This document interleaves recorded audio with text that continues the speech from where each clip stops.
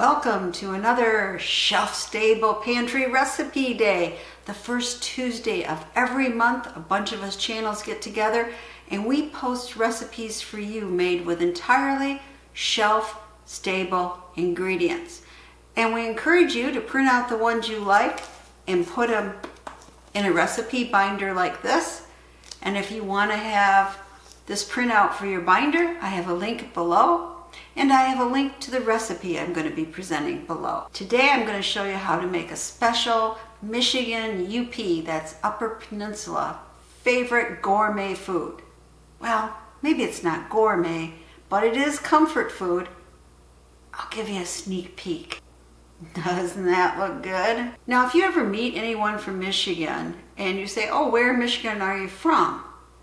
They always seem to hold up their hand, right, to make a mitten, and then they'll say, oh, I'm from Saginaw, I'm from right here. But you know what? Michigan is not just a mitten. It also has a part up here. That's right. We have a lower peninsula and an upper peninsula. And then upper peninsula is connected to Wisconsin.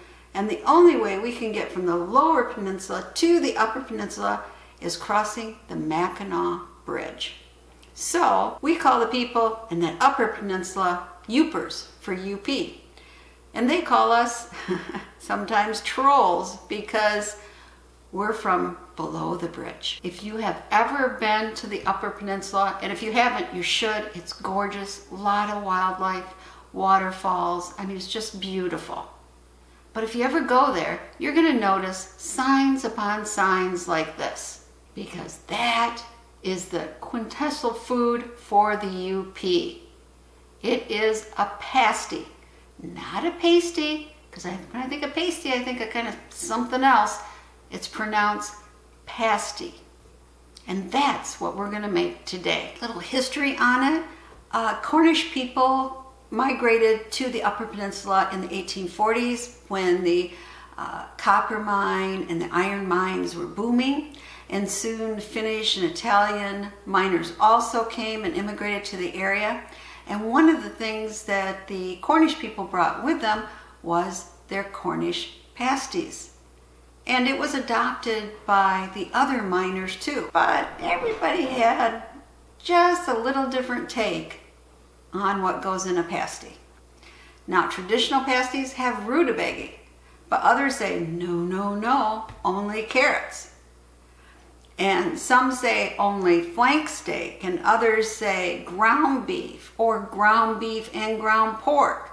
I mean, you get the idea. There's a lot of family favorite recipes. And today, I'm going to share with you mine. First, let's make the dough. This is really an easy dough recipe, and everything is shelf stable. For the dough, we need 3 cups flour, all-purpose flour. And we're going to need a cup of lard, and this is shelf stable. And we're going to add that lard to our flour. And we want just a pinch, just a little pinch of kosher salt.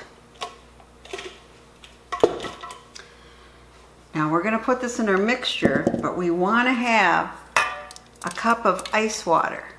So I've already taken the water out, but make sure your water is cold. Mix up your flour and your lard well. Start drizzling in your cold water. We're going to do that until a ball forms. Okay, our ball has formed, so we'll stop it. Okay, we got a nice ball formed now. Now we just want to cover this with plastic wrap. And then we're going to put it in the refrigerator for 1 hour. So while your dough is cooling in the refrigerator, I thought I'd share with you some scenes from the Pasty Fest that's held every year in late June in Calumet, one of the UP's original mining towns. They have a parade, a pasty eating contest, and plenty of old-fashioned fun. Now it's time to prepare our filling, and we're going to have to dice some vegetables. So first you're going to need to prepare your vegetables, and rutabaga can be very difficult to cut through. So I want to show you a kitchen hack I use that makes it a lot easier. This is a rutabaga, and it's notoriously hard to peel and dice. So we're going to stab it a couple times here. Well, more than a couple. You can use a fork too. Now we just wrapped it in toweling and put it in our microwave for 2 to 3 minutes.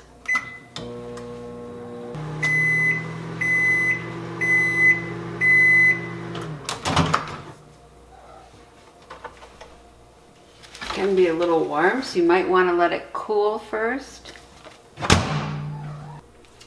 So here we have it. It's cooled a little. Let's just cut through it a little. Now, it's not still easy, but it's much easier. Trust me. There, we've got it. And then you're going to want to peel it. Let's see.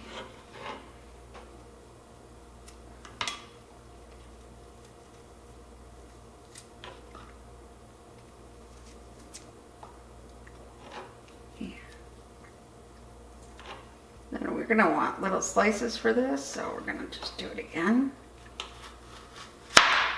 And then we have a nice size right here. And we're just going to cut it in little dices.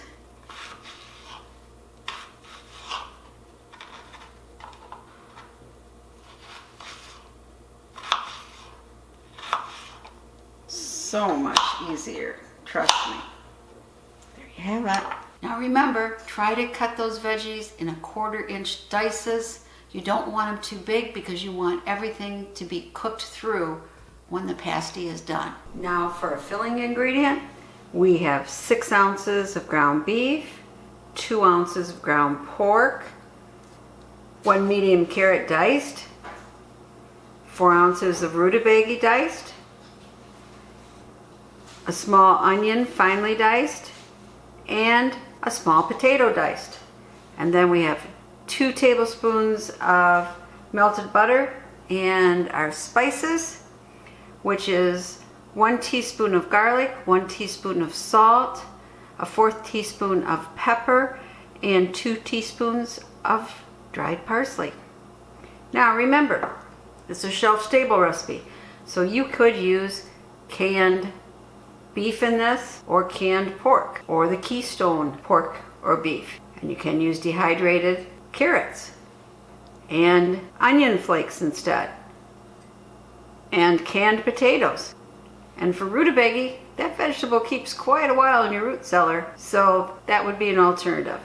And you could use ghee instead of butter. So let's get started.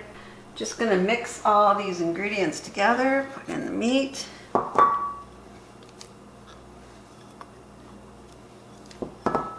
Spices, carrots, rutabaga,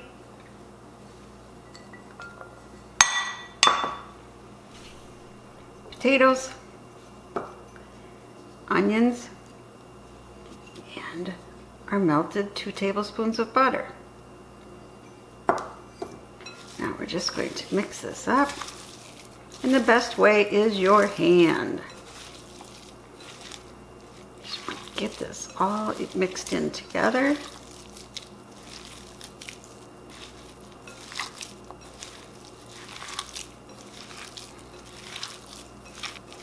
Because our goal is to have all 6 of the pasties have about the same amount of filling with the same amount of contents.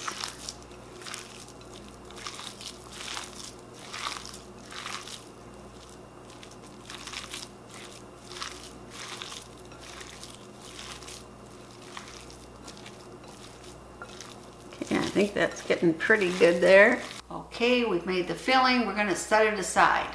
Now you line your pan with some parchment. I just put down a little of this olive oil to help the parchment stick and not move. Just makes it stay in place. Put that aside. Hour's up. Now it's time to work with the dough. There we got it. And we want to cut this into 6 equal pieces. So let's do our best here. half.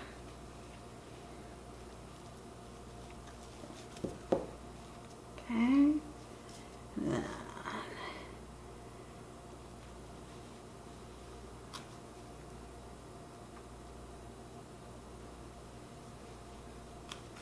I'm never very good at completely getting these equal.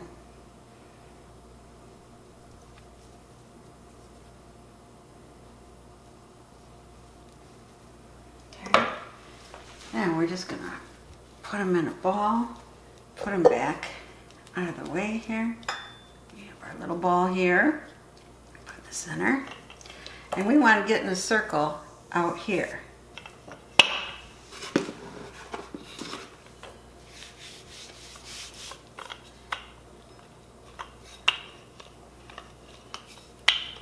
Which sounds so easy, doesn't it?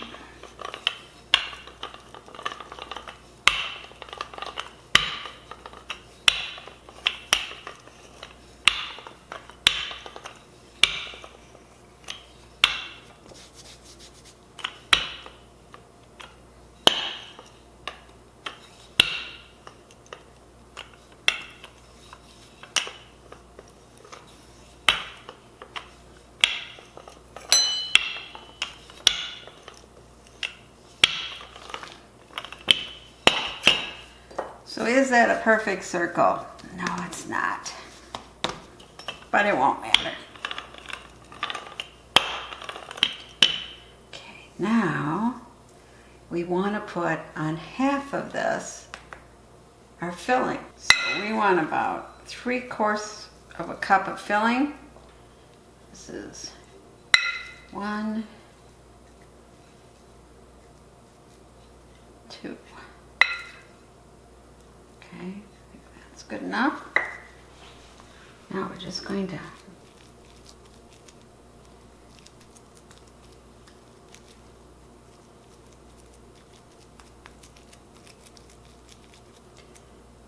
then we're going to take the other side, flip it over. Now we're going to seal the edges. And you can do it like this, or you can do that nice rope technique, whatever you want. Just make sure it's sealed well. And then you need some slits in the top. Just 1, 2, 3. And that will let the steam come out. Now let's put this on our tray.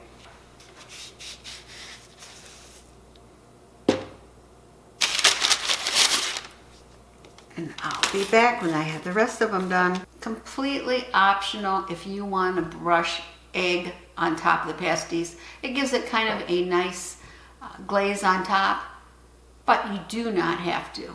So I ended up with only 5 pasties. I either overfilled or didn't have enough filling. Now obviously my husband and I aren't going to eat all these pasties today, but you can, after you bake them, wrap them in aluminum foil and freeze them, and then you can pop them into a preheated 375-degree oven for about 45 minutes, and you'll have a delicious hot pasty. And remember, you can also eat these pasties cold, just the way the miners did for their lunch. There they are. Now we're going to pop them in the oven for probably about 75 minutes. We'll keep checking on them. Here they are. Don't they look delicious? Let's dish up one. Cut into it. Nice crisp crust. Hear that crunch?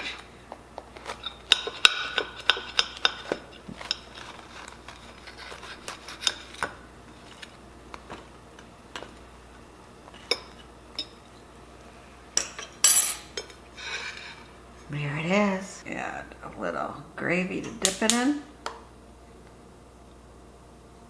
We'll be doing our taste test. One more thing before we do a taste test. There can be arguments actually in restaurants. What's the best way to eat a pasty? Should you eat it plain? Should you eat it with gravy? Or should you eat it with ketchup? And these are the two kind of camps that are divided. Now, personally, I think it would be great with barbecue sauce too. Or this is really would make anyone in the UP completely roll their eyes. But wouldn't be bad with some marinara sauce and a little Parmesan on top too. Or if you really want to go out there, you could always dip it in soy sauce. Smells good. Looks like it's pretty hot.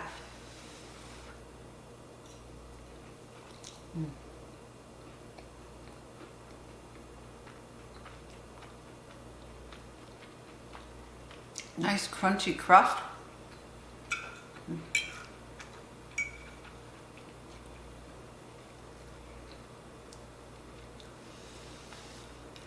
And if you're wondering, do the rutabagas taste good in it? Yes, they do.